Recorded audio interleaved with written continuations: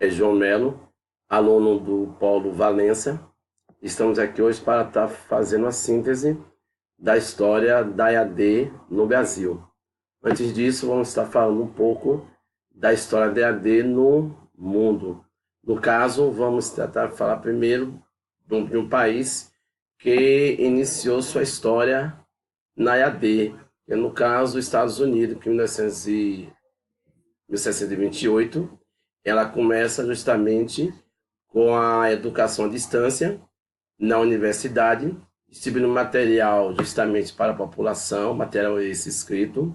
Não havia ainda material digital, então esse material distribuído gratuitamente com o objetivo de educar, formar a população sem nenhum interesse trabalhista ou para o mercado de trabalho. Mais tarde, a Áustria também começa o mesmo projeto, em 1910, a Rússia em 1930, o mesmo perfil. O Japão, em 1930, ele começa o mesmo trabalho de educação EAD, porém, utilizando os Correios, né? Os Correios tinham a função de ir até a população e entregar os materiais totalmente gratuitos. Foi a maneira que o Japão encontrou de popularizar a educação à distância.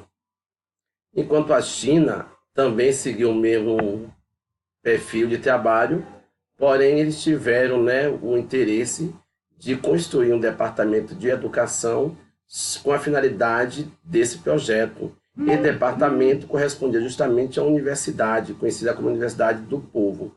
Então, esse departamento tinha a função exclusiva de distribuir material para a população, com a finalidade de formar, sem nenhum interesse, também no mercado de trabalho. O Canadá, em 1973, já com uma certa aparato de telecomunicação, começou também a educação à distância, já não era mais material escrito, utilizava justamente as redes de telecomunicação, principalmente de rádio, para fazer seus telecursos, né?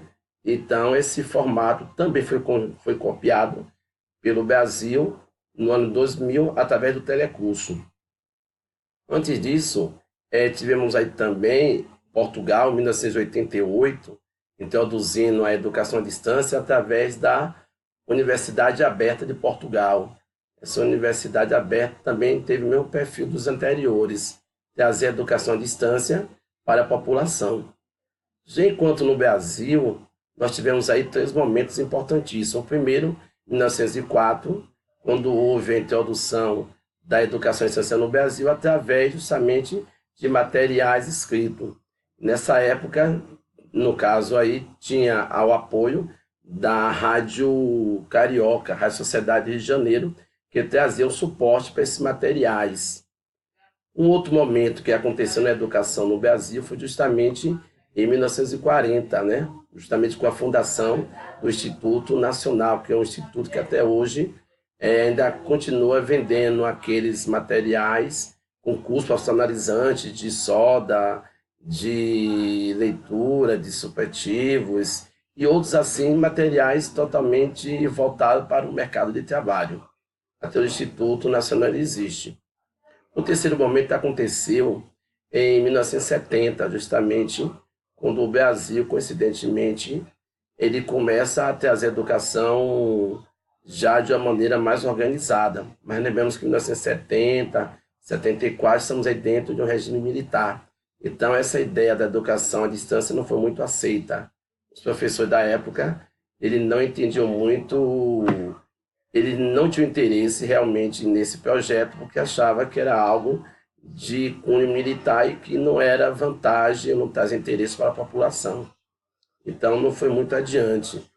Ele só vem a ter uma adesão melhor justamente em 95, com a Associação Brasileira de Educação à Distância, e você começa a ter justamente a educação à distância, o governo federal estando à frente e investindo muito forte, principalmente na parte de televisão educativa. E aí eu volto a falar, nessa época houve uma parceria, justamente entre o MEC e a Fundação Alberto Marinho, e desenvolveram justamente o telecurso. Inclusive foi implantado aqui em Salvador em 2001 e foi difundido na região metropolitana metropolitana em 2002. Depois diante foram se espalhando pelas cidades menores. Hoje nós temos aí algumas faculdades que já começaram a utilizar EAD no seu currículo. E temos a faculdade da USP, sendo a primeira faculdade com maior número de alunos, justamente pública. A segunda é a Faculdade Federal do Rio de Janeiro. Porém, as faculdades particulares conseguiram se organizar mais rápido. Hoje detém uma quantidade de alunos. Temos aí um exemplo, a Unopar, que tem a Faculdade do Paraná com maior quantidade de alunos do Brasil. Em segundo lugar, temos a FTC, que é outra faculdade também particular, com maior número de alunos, principalmente aqui na Bahia, sendo que das faculdades particulares, a FTC é a faculdade com maior número de alunos aqui na Bahia.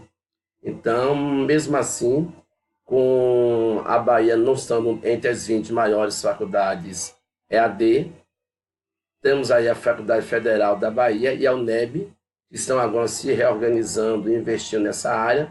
Eu acredito que daqui a alguns anos, serão duas faculdades, estarão pelo menos entre as 30 maiores faculdades em número de alunos da EAD.